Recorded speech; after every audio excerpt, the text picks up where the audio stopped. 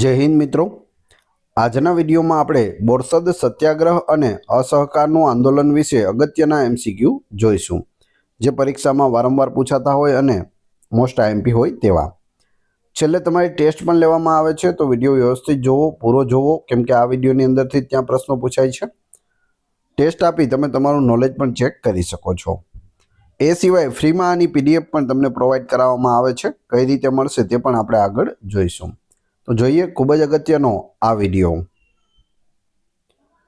અસહકારનું આંદોલન કયા વર્ષમાં શરૂ થયું હતું? ઈસવીસન 1920માં શરૂ થયું હતું। અસહકારનું આંદોલન શરૂ કરવાનું મુખ્ય કારણ શું હતું?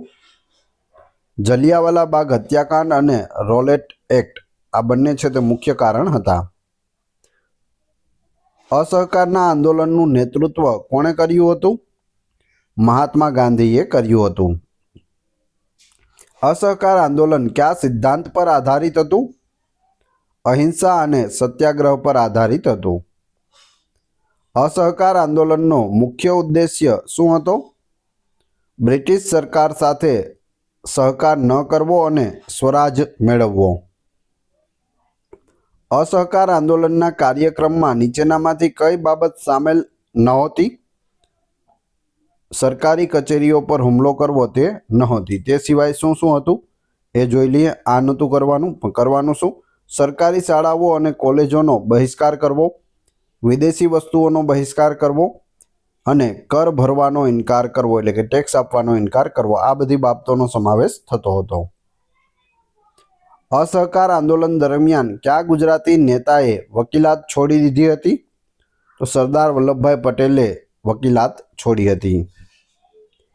કઈ ઘટનાને કારણે ગાંધીજીએ અસહકારનું આંદોલન પાછું ખેંચી લીધું હતું? ચૌરી ચોરા ઘટના, ઓપ્શન સી। ચૌરી ચોરાની ઘટના કયા વર્ષમાં થઈ હતી? ઈસવીસન 1922માં થઈ હતી। ચૌરી ચોરા ઘટના કયા રાજ્યમાં થઈ હતી? ઉત્તર પ્રદેશ રાજ્યમાં થઈ હતી। ચૌરી ચોરા ઘટનામાં શું થયું હતું? તો જવાબ આવશે પ્રદર્શનકારીઓએ પોલીસ સ્ટેશનને આગ ચાંપી દીધી હતી અને તેમાં પોલીસવાળાઓનો મૃત્યુ પણ થયા હતા। તો અહિંસક આ આંદોલનમાં હિંસા પ્રવેશી ગઈ એટલે ગાંધીજીએ આ પાછું ખેંચી લીધું હતું।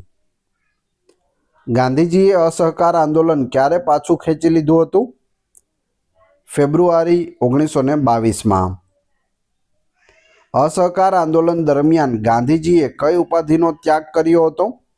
તો અંગ્રેજ સરકાર તરફથી આપવામાં આવેલી કેસરે હિન્દની જે ઉપાધિ હતી તેનો ત્યાગ કર્યો હતો। અસહકાર આંદોલન દરમિયાન કઈ બાબતને લોકપ્રિયતા મળી હતી? ખાદીનો ઉપયોગ અને ચરખાનું ચલણ છે તે વધ્યું હતું। અસહકાર આંદોલન દરમિયાન કઈ રાષ્ટ્રીય શિક્ષણ સંસ્થાની સ્થાપના થઈ હતી? તો જવાબ આવશે ઉપરોક્ત તમામ, એટલે કે ગુજરાતમાં અમદાવાદમાં ગુજરાત વિદ્યાપીઠની સ્થાપના ગાંધીજી દ્વારા કરવામાં આવી હતી 1920માં। ત્યારબાદ જામિયા મિલિયા ઇસ્લામિયાની પણ સ્થાપના થઈ અને કાશી વિદ્યાપીઠની પણ સ્થાપના થઈ હતી। અસહકાર આંદોલનથી કયા સ્વરાજવાદી પક્ષની રચના થઈ હતી? કોંગ્રેસ ખિલાફત સ્વરાજ પાર્ટી, ઓપ્શન એ સાચો જવાબ છે। અસહકાર આંદોલન કયા અન્ય આંદોલન સાથે એક થઈને ચાલ્યું હતું? ખિલાફત આંદોલન। અસહકાર આંદોલન ને ખિલાફત આંદોલન મિક્સ થયા હતા। અસહકાર આંદોલન સમયે ભારતના વાયસરોય કોણ હતા? લોર્ડ ચેમ્સફોર્ડ હતા। અસહકાર આંદોલન કયા કોંગ્રેસ અધિવેશનમાં પસાર કરવામાં આવ્યું હતું? નાગપુરનું અધિવેશન 1920માં અસહકાર આંદોલનનું છે તે આંદોલન કરવાનું છે તે રીતે પસાર કરવામાં આવ્યું હતું। અસહકાર આંદોલનના કયા કાર્યક્રમનો રવિન્દ્રનાથ ટાગોરે વિરોધ કર્યો હતો? તો વિદેશી કપડાં બાળવાનો કાર્યક્રમ હતો તેનો વિરોધ રવિન્દ્રનાથ ટાગોરે કર્યો હતો। અસહકાર આંદોલન દરમિયાન સૌપ્રથમ કોને જેલ થઈ હતી? CR દાસને થઈ હતી। અસહકાર આંદોલનના કારણે દેશમાં કઈ ભાવનાનો વિકાસ થયો? રાષ્ટ્રવાદ અને એકતાનો વિકાસ થયો હતો। અસહકાર આંદોલનના અંત પછી કયા નેતાઓએ કોંગ્રેસ ખિલાફત સ્વરાજ પાર્ટીની રચના કરી હતી? મોતીલાલ નહેરુ અને ચિત્તરંજન દાસે કરી હતી. અસહકાર આંદોલન દરમિયાન કઈ શૈક્ષણિક સંસ્થાઓની સ્થાપના થઈ હતી? ગુજરાત વિદ્યાપીઠ અને જામિયા મિલિયા ઇસ્લામિયા યુનિવર્સિટી. અસહકાર આંદોલનમાં ગાંધીજીએ કયા પુસ્તકમાંથી પ્રેરણા લીધી હતી? હિન્દ સ્વરાજ પુસ્તકમાંથી. કઈ ઘટનાએ ખિલાફત આંદોલન અને અસહકાર આંદોલનને એક કર્યું હતું? પંજાબમાં થયેલ દમન. અસહકાર આંદોલનની નિષ્ફળતાનું મુખ્ય કારણ શું હતું? ચોરી ચોરાની હિંસક ઘટના. અસહકાર આંદોલન કઈ બાબતને કારણે દેશના દરેક ખૂણા સુધી પહોંચ્યું હતું? ગાંધીજીના વ્યાપક પ્રવાસો અને આંદોલનની સરળતા. અસહકાર આંદોલન દરમિયાન કોણે સ્વરાજ ફંડની સ્થાપના કરી હતી? ગાંધીજીએ કરી હતી. અસહકાર આંદોલનનો અંત આવતા ગાંધીજીને કેટલા વર્ષની સજા થઈ હતી? 6 વર્ષની સજા કરવામાં આવી હતી ગાંધીજીને અસહકાર આંદોલન પૂરું થયું પછી. બોરસદ સત્યાગ્રહ કયા વર્ષમાં થયો હતો? 1923માં થયો હતો. બોરસદ સત્યાગ્રહનું મુખ્ય કારણ શું હતું? હેડિયાવેરો તરીકે ઓળખાતો પોલીસ કર નાખવામાં આવ્યો હતો. બોરસદ સત્યાગ્રહનું નેતૃત્વ કોણે કર્યું હતું? સરદાર વલ્લભભાઈ પટેલે. હેડિયાવેરો કયા હેતુ માટે વસૂલવામાં આવતો હતો? પોલીસ સુરક્ષા પૂરી પાડવા માટે. કયા ગામના લોકોએ સૌપ્રથમ હેડિયાવેરો ભરવાનો ઇનકાર કર્યો હતો? રાસ ગામના લોકોએ કર્યો હતો. બોરસદ સત્યાગ્રહમાં સરદાર વલ્લભભાઈ પટેલ સાથે કોણ જોડાયા હતા? ઉપરોક્ત તમામ એટલે કે ઇન્દુલાલ યાજ્ઞિક, મહાદેવભાઈ દેસાઈ અને મોહનલાલ પંડ્યા. હેડિયાવેરો શા માટે લગાવવામાં આવ્યો હતો? બારવટિયા એટલે કે લૂંટારાના ત્રાસથી રક્ષણ આપવા માટે જે એક્સ્ટ્રા પોલીસ રાખવામાં આવી હતી તે પોલીસના પગાર આપવા માટે આ હેડિયાવેરો છે તે લગાવવામાં આવ્યો હતો.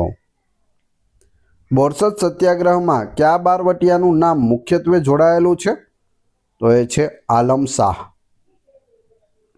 સત્યાગ્રહના પરિણામે સરકારે શું પગલું ભર્યું હતું? હેડિયાવેરો સંપૂર્ણપણે રદ કર્યો હતો. કયા અખબારે બોરસદ સત્યાગ્રહના સમાચારોને પ્રસિદ્ધિ આપી હતી? તો એ છે Bombay chronicle. Option D. Borsad કયા જિલ્લામાં આવેલું છે? તો બોરસદ છે તે હાલ આણંદ જિલ્લામાં આવેલું છે. બોરસદ સત્યાગ્રહની સફળતાનું મુખ્ય કારણ શું હતું? લોકોની અહિંસકતા અને સંગઠિતતા. બોરસદ સત્યાગ્રહ દરમિયાન નીચેનામાંથી કોને નામદાર તરીકે ઓળખવામાં આવતા હતા? વલ્લભભાઈ પટેલને નામદાર તરીકે ઓળખવામાં આવતા હતા. બોરસદ સત્યાગ્રહની સફળતા બાદ સરદારે કયો સંકલ્પ લીધો હતો? દેશ માટે સંપૂર્ણ સમર્પણ. બોરસદ સત્યાગ્રહના બીજા કયા નામે ઓળખવામાં આવે છે? હેડિયાવેરાનો સત્યાગ્રહ તરીકે પણ ઓળખવામાં આવે છે. બોરસદ સત્યાગ્રહ કયા પ્રદેશમાં થયો હતો? ચરોતર પ્રદેશમાં થયો હતો. સત્યાગ્રહમાં કયા ગામના વતનીઓએ મોટો ફાળો આપ્યો હતો? રાસ, બોચાસણ અને તારાપુર. Option A. બોરસદ સત્યાગ્રહની સફળતા બાદ ગાંધીજીએ કઈ વાતને સમર્થન આપ્યું? સવિનય કાનૂન ભંગ. બોરસદ સત્યાગ્રહમાં સરકારે કયો દમનકારી ઉપાય અપનાવ્યો હતો? ઉપરોક્ત તમામ એટલે કે ખેડૂતોની ધરપકડ કરી હતી, ખેડૂતોની મિલકત જપ્તી કરી હતી અને લાઠીચાર્જ પણ કર્યો હતો. સત્યાગ્રહમાં હેડિયાવેરોની રકમ કેટલી હતી? 2.75 રૂપિયા છે તે એક્સ્ટ્રા લગાવવામાં આવી હતી. કેટલી? 3.25 રૂપિયા. બોરસદ સત્યાગ્રહને અંગ્રેજોના રાજમાં ક્રાંતિ તરીકે કોણે વર્ણવ્યો હતો? મહાત્મા ગાંધીએ વર્ણવ્યો હતો. બોરસદ સત્યાગ્રહનો અંત ક્યારે આવ્યો? જાન્યુઆરી 1924માં. બોરસદ સત્યાગ્રહમાં ગાંધીજી અને સરદાર પટેલ ઉપરાંત બીજા કોનો ફાળો મહત્વનો હતો? ઉપરોક્ત તમામ, એટલે કે રવિશંકર મહારાજ અને રવિશંકર વ્યાસ, મોહનલાલ પંડ્યા અને શંકરલાલ બેંકર, ઇન્દુલાલ યાજ્ઞિક અને મહાદેવભાઈ દેસાઈ, આ બધાનો ફાળો હતો. બોરસદ સત્યાગ્રહ એ કયા સત્યાગ્રહની સફળતા બાદ થયો હતો? ખેડા સત્યાગ્રહ પછી થયો હતો. બોરસદ સત્યાગ્રહનો મુખ્ય ઉદ્દેશ્ય શું હતો? આર્થિક ન્યાય અને સામાજિક સમાનતા. હવે તમારી ટેસ્ટ, જે આપણે વિડીયો જોયો તેમાંથી તમને અહીં પ્રશ્નો પૂછવામાં આવે છે, જેનો જવાબ તમારે ક્રમશઃ કમેન્ટ બોક્સમાં આપવાનો છે, જેથી મને ખ્યાલ આવે કેટલા લોકોએ વ્યવસ્થિત વિડીયો જોયેલો છે અને કેટલા લોકોને આ પ્રશ્નોના જવાબ આવડે છે. એ પછી આપણે PDF વિશે પણ વાત કરીશું. વિડીયો પસંદ આવી રહ્યો હોય તો લાઇક, કોમેન્ટ, શેર અને સબસ્ક્રાઇબ કરવાનું ના ભૂલશો. આ ચેનલ ઉપર ઘણા બધા વિડીયો અવેલેબલ છે. તમે ચેનલના નામ ઉપર ક્લિક કરી વિડીયોઝમાં જશો તો ત્યાં તમને બધા જ લેટેસ્ટ વિડીયો મળી જશે, જે તમે જોઈ શકો છો. ટેસ્ટમાં પ્રથમ પ્રશ્ન છે, અસહકારનું આંદોલન કયા વર્ષમાં શરૂ થયું હતું? બીજો પ્રશ્ન છે, બોરસદ કયા જિલ્લામાં આવેલું છે? એટલે કે હાલમાં બોરસદ છે તે કયા જિલ્લામાં આવેલું છે? બંનેના જવાબ ક્રમશઃ કમેન્ટ બોક્સમાં આપી દેજો. આ વિડીયોની ફ્રી PDF આપને ટેલિગ્રામ અને વોટ્સઅપ ગ્રુપમાં મળી જશે, જેની લિંક ડિસ્ક્રિપ્શનમાં પણ આપેલી છે. આશા રાખું છું આવનાર બધી પરીક્ષા માટે આ વિડીયો આપને ઉપયોગી થશે. મળીએ છીએ નવા વિડીયોમાં.